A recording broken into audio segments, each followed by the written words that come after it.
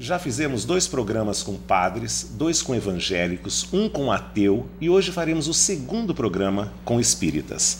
Nossos convidados de hoje são a Fernanda da Silva Piovesan, da Casa Francisco de Assis, que é coordenada pela Joyce e foi indicada por ela. O Carlos Alberto de Souza, o Carlão, do Centro Espírita Luz e Fraternidade. E conosco agora, Oswaldo Magro Filho, o Dinho, também do Centro Espírita conhecido como Rolandinho. Olá, Dinho.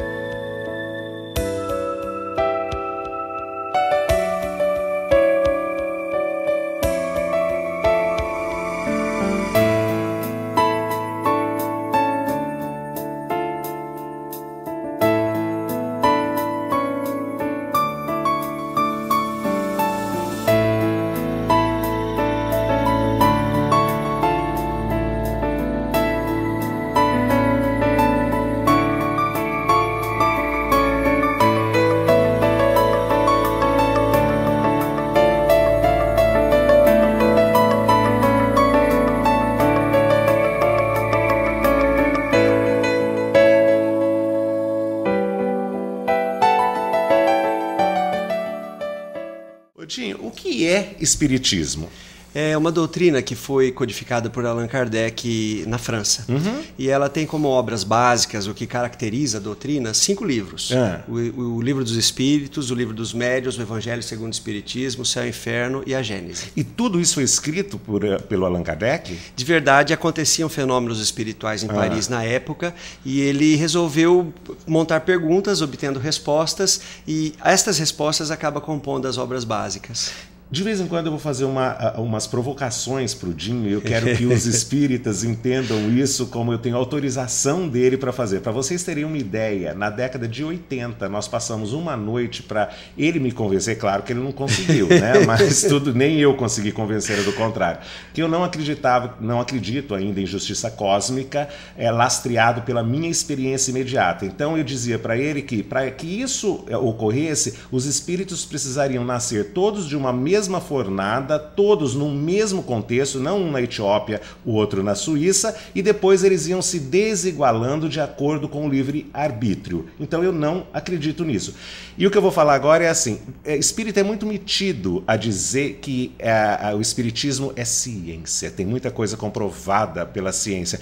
Essa história de comprovação pela ciência saiu assim na revista Nature, alguma coisa? Você acredita que eu nunca fiz um experimento científico? Acredito. Eu não levei para dentro da Unesp estas investigações. E recentemente até me interessei, eu vi que tem um doutor da USP, um neurocirurgião, na verdade um neuroimagem, e ele está investigando a glândula pineal e a conexão dela com a mediunidade. Descobriu alguma coisa também sendo feita em San Diego com mediunidade, mas não é o meu approach. Não há nada de cientificamente provado numa revista que tem o status da Nature. Eu não tenho visto. Não que eu tenha acesso neste momento, Você assistiu a uma entrevista no Jô Soares de uma socióloga que fez uma pesquisa sobre o espiritismo, mostrando assim se era mais religião ou mais ciência? Conta pra quem ela não viu. aplicou a técnica da sociologia para entender o que acontece com o espiritismo brasileiro e com o francês. E ela detectou essa diferença. Na origem, o espiritismo em si era uma ciência com consequências filosóficas e morais. E ela percebeu que no Brasil o aspecto religioso acaba sendo o que mais aparece, e ela comprovou, a partir de um livro intitulado É o Espiritismo Religião, ela comprovou que no Brasil o caráter religioso do espiritismo é muito forte. É muito forte. Mas eu queria saber assim, você tem evidências se na época do Allan Kardec, lá em Paris, vamos colocar, se ele tinha status de cientista? Pois é, como pedagogo, ele tinha muito respeito pelas universidades, ele trabalhava com educação da coletividade, etc. Então ele tinha esse status, sim. Mas e vários cientista, de eu quero saber a hora que ele dizia que ele tinha vivenciado um fenômeno e que ele tinha feito experiências de cientista, ele era respeitado como cientista? Você acredita que aconteceu? Muita gente se envolveu da ciência com as ciências espirituais. Charles Richet, William Crookes e tantos outros foram aparecendo em volta de Allan Kardec, estudando os fenômenos das mesas girantes, das ectoplasmias. Por que esse pessoal de primeiro time se desinteressou? Pois é, a Europa atravessou grandes crises na sequência.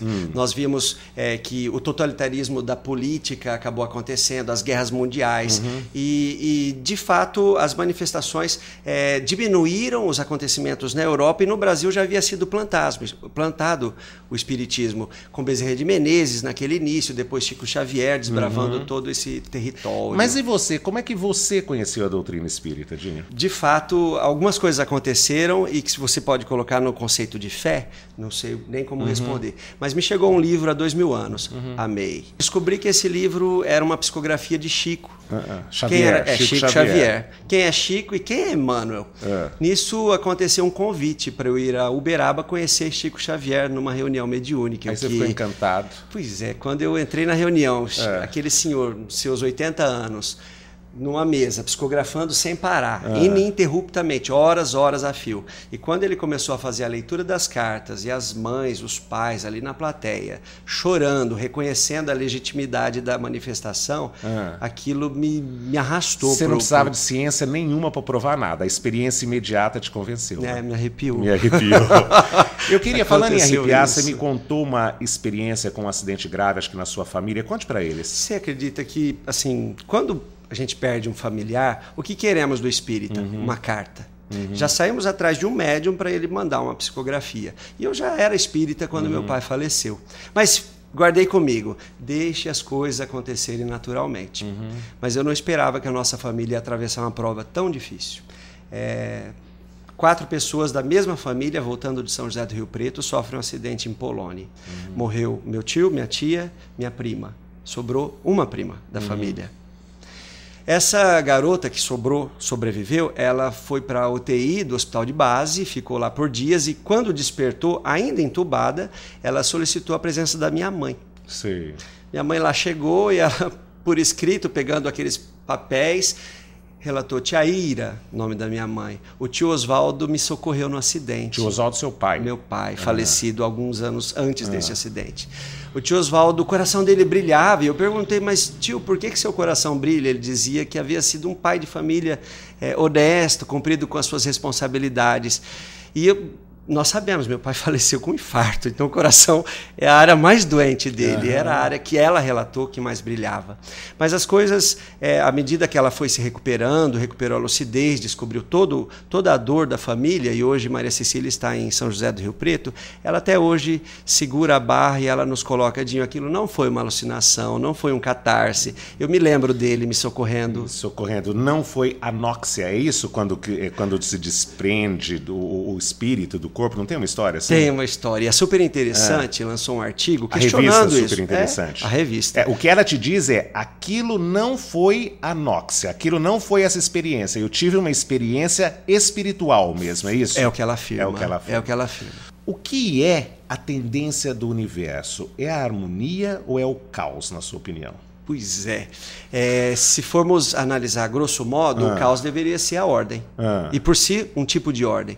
E o que nós percebemos hoje, no momento de internet, é a grande mudança do enfoque, indo para o lado da cooperação, e não mais do predatismo. O predatismo é terrível, mas ele é uma fase, né, no sentido evolutivo.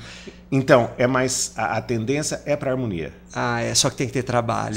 Não, falando nisso, eu me lembro de uma sentença que ele falou que eu vou ler para vocês na pré-entrevista. O urubu rala para comer a carniça dele. A vida aqui é difícil? Eu sinto que ela é difícil e ela é muito trabalhada, mas as recompensas, o acontecimento da grande engrenagem te devolve aquilo que a gente vai colocando à nossa volta. Pode falar. Por exemplo, eu acho o máximo passar naquela praça próximo ao local onde você trabalha e ver aquilo tudo organizado. Eu sei que foram anos a fio de trabalho, de conscientização e de investimento. E a gente sente isso em relação à harmonia. É um investimento de pessoa, onde você doa o seu tempo, a sua inteligência e percebe que o retorno é imediato em satisfação, alegria e bem-estar. Qual a porcentagem de espíritas no Brasil, você sabe? Parece-me que em torno de 3%, segundo o censo 2010. Teríamos aí simpatizantes espíritas, 20 milhões de pessoas ligadas ao conceito. Por que o Brasil é a maior nação espírita com essa mixaria de 3%? Pois é, 20 milhões.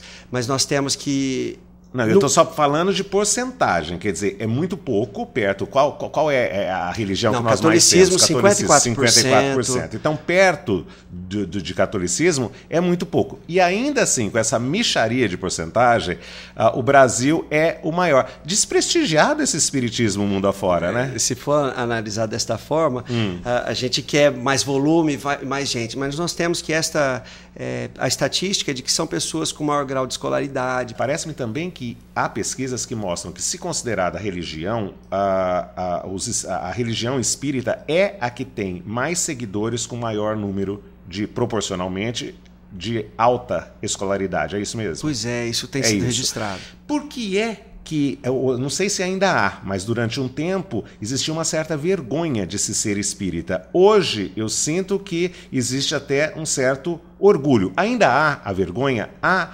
a vaidade, o orgulho em ser espírita. Eu estou certo nessas minhas duas observações? O começo do espiritismo no Brasil foi difícil, foi muito ralado, porque era contra a lei. Até o Brasil era contra a lei. Até o Brasil ser um Estado laico, em 1891, alguma coisa assim, 1891, era contra a lei, as pessoas eram presas, os centros espíritas fechados.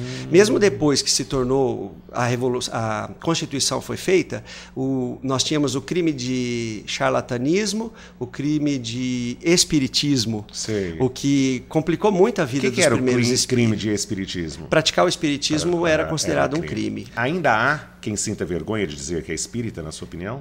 Eu percebo que sim. Você acredita? Porque na entrevista de Célia, esta socióloga do Jô, ele fez essa pergunta: você é espírita?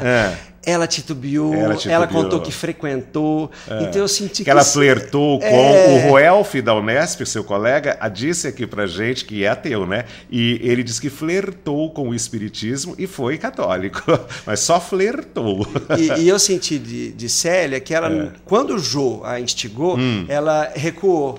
Apesar dela ter todo o conceito dela me pareceu com toda a formação espírita e de repente ela falou, não sou. Agora, gente com orgulho de ser espírita, você vê bastante, né? Então, também tem. Também tem. E o que a gente mais quer é a tranquilidade, a simplicidade, o jeito de ser. Eu pedi para você pensar em algumas sugestões para você dar para quem está assistindo, seja a pessoa espírita ou não. Pensou? Eu quero um livro espírita. O Livro dos Espíritos. Um filme espírita. Chico Xavier. Um palestrante espírita, e por quê? Divaldo Pereira Franco há anos me cativa, ele há anos se dedica à causa, ele é eloquente, eu gosto muito do trabalho que ele fez ao longo dos anos. Um médium com que você tem afinidade? Bom, dos que se foram, Chico, eu me entrego. Você se entrega. Atualmente eu tenho tido contato com Wagner Paixão, ele mora na região de Minas, tenho visto coisas interessantes dele. Qual é o pior defeito que um espírita pode ter?